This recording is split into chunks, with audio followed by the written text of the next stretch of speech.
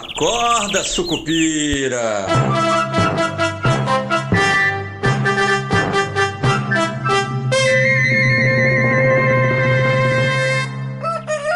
Bom dia, pessoal, sejam todos muito bem-vindos, sejam todas muito bem-vindas. Eu sou Rodrigo Oliveira, esse é o nosso Acorda Sucupira de quarta-feira, 21 de maio de 2025, uma quarta-feira que promete ser diferente.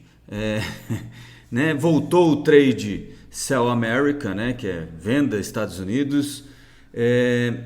E aí compra o quê, né? O pessoal aí, os investidores globais que sempre estão de olho nos Estados Unidos, claro, maior economia do mundo, pensando aí que está ficando muito arriscado apostar nos Estados Unidos, ficar posicionado nos Estados Unidos, mas aí surge a dúvida, comprar o quê? E aí pra gente que é brasileiro aqui, a gente fica pensando, será que não seria uma boa comprar Brasil? O pessoal já revisando aí os números para o Ibovespa para daqui a 12 meses, fim do ano, etc e tal.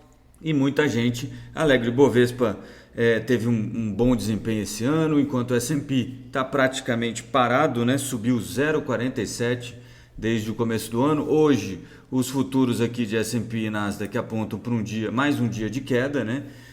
O S&P aqui em queda de 0,71, os índices futuros, e Nasdaq, o futuro em menos 0,72%, né? Então, ambos em queda. Enquanto isso, o Ibovespa vai fazendo máximas, né? O Ibovespa que fechou ontem 140.109 pontos, 0,34% de alta e recorde histórico, né? O Ibovespa andando muito bem, obrigado. Mas e aí? Vocês entendem que é um Sell America, Buy Brazil? Olha que bonito, Buy com B-U-Y, né? Não é B-Y-E, né? Buy de comprar Brasil. O problema, como eu falei, nos Estados Unidos está com essa história, um pouco de receio sobre essa política do Trump, das tarifas, de como é que isso vai se refletir na economia americana. Além disso, tem a história do corte dos impostos e tudo isso tem refletido aí numa insegurança e numa aversão a risco dos investidores estrangeiros, investidores internacionais, principalmente no que diz respeito aos Estados Unidos. Não à toa, a curva de juros americana abriu bastante aí para 10 e 30 anos, né? 30 anos já namorando 5% ao ano de juros, né? Você imagina o seguinte, é um título que paga durante 30 anos 5% de juro em dólar, né? Enquanto isso, aqui no Brasil, o Brasil acabou sofrendo um pouco disso também, mas a curva balançou aí um pouquinho para cima, mas nada muito grave, né? Se você pegar os juros futuros brasileiros desde o começo do ano,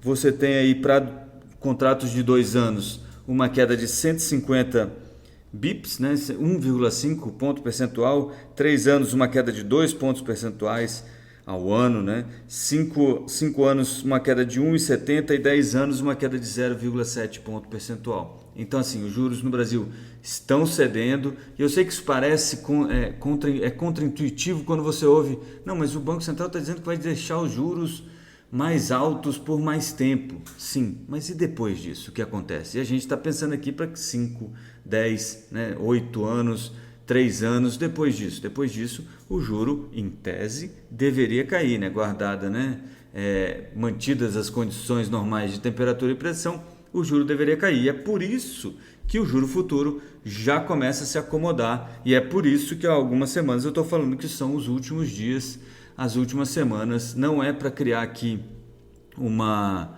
como é que se fala, uma pressão, né, um FOMO, né, que é aquele fear of missing out, né, o medo de ficar de fora de um movimento importante. Não é isso, mas para quem tem apetite um pouquinho mais de risco, você está aí nos últimos dias, nos estertores deste prefixado mais parrudo que o Tesouro Direto está oferecendo. E aí, muito bem, quais são as expectativas dos bancos, né? O Morgan Stanley, não, o Goldman Sachs revisou o número para o S&P 500 para o final de 2025 para 6.100 pontos, e isso já tinha ficado em 6.500, depois 6.200, 5.700, 5.900, agora 6.100. e para daqui a 12 meses para 6.500. Talvez seja um dos movimentos mais otimistas aí. Se você considerar que o S&P está rodando na casa dos 6.000 pontos, né, 5.900 e... cadê? 5.940, então próximo da casa dos 6.000 pontos, o S&P teria aí uma expectativa de alta para os próximos 12 meses na casa de 10% mais ou menos de alta. Enquanto que aqui no Brasil ontem mesmo, o que ajudou inclusive o Ibovespa a fechar em alta no finalzinho do pregão, o Morgan Stanley revisou aí as previsões para o Ibovespa em meados aí de 2026, né, daqui a 12 meses mais ou menos, para 189 mil pontos. Isso dá, amigo, 35% de alta em 12 meses, né? Quase o dobro do que, aliás, o dobro, né? Mais que o dobro do que o CDI ou a Tesouro Selic vai pagar você nos próximos 12 meses, né? Então, isso ajudou aí a melhorar o clima, né, entre os investidores aqui no Brasil. E não à toa a gente tem tido um fluxo alto positivo de estrangeiro vindo para o Brasil. Eu tinha esse número aqui, deixa eu só achar, mas está mais ou menos uns 10 bilhões de reais em dinheiro de fora, né? Então, em investidor estrangeiro está positivo em 10 bilhões de reais desde o começo do ano, e só nesse mês aqui foram 18 dias seguidos de entrada de capital estrangeiro, né? De 18 dias seguidos de dinheiro gringo vindo para a Bolsa Brasileira, que obviamente agradece, já acumula aí 16,09% de alta neste ano de 2025, né? Perde aqui nos últimos 5 anos, só perde para 2023, quando nessa época do ano já subia 26%.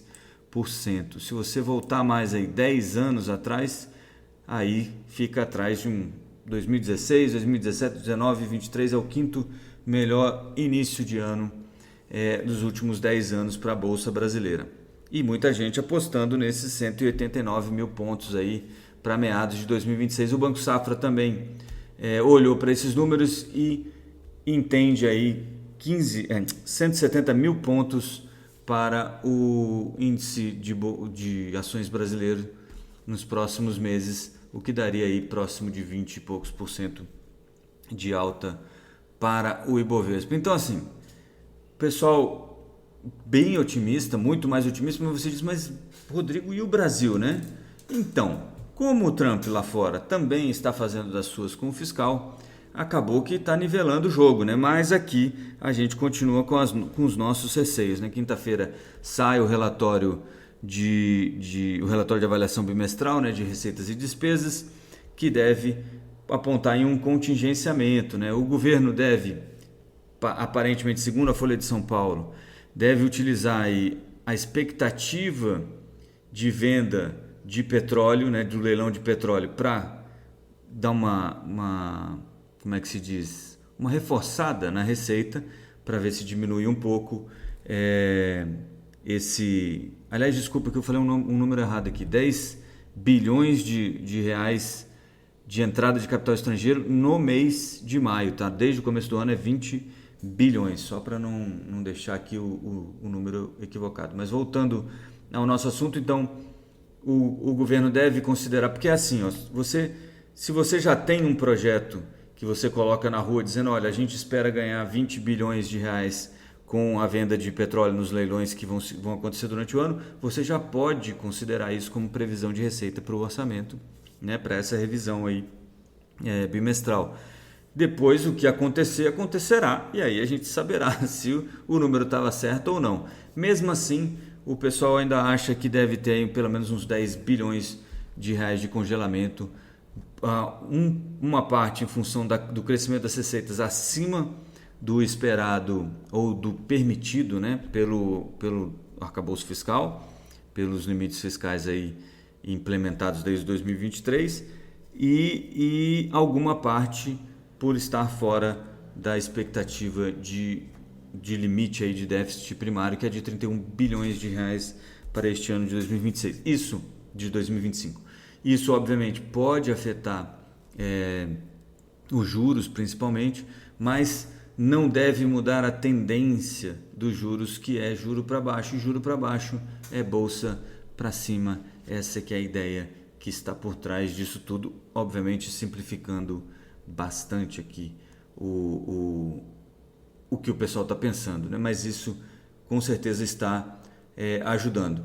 Do lado que também ajuda a ter um pouco mais de aversão a risco, né? Atrapalha então a propensão a risco, o petróleo sobe depois que teve algumas notícias aí da CNN dizendo que Israel pretende atacar instalações iranianas, né? E aquela conversa dos Estados Unidos com o Irã parece que não é muito séria. O líder iraniano chegou a dizer que os Estados Unidos têm que levar o Irã a sério e parar de falar besteira por aí. Pois bem, então hoje deve ser um dia de renovado otimismo, né? Apesar dos pesares, porque não tem dado econômico nenhum saindo, todo o resto já é conhecido, que é muito gasto, pouco corte de despesa no Brasil, nos Estados Unidos e onde você quiser, tá mais ou menos desse jeito. Então o pessoal aí apostando que o Brasil pode ser o destino desse fluxo de dinheiro que está saindo dos Estados Unidos em função dessa instabilidade, ou dessa, não é instabilidade é a palavra errada, mas essa incerteza sobre os resultados da política econômica do presidente norte-americano Donald Trump. Beleza? Por aqui é isso, né? Eu acho que a gente pode ficar por aqui hoje, desejando aí a vocês uma ótima quarta-feira, bons negócios a todos e um caloroso avante Sucupira! Agora vai! Acorda, Sucupira!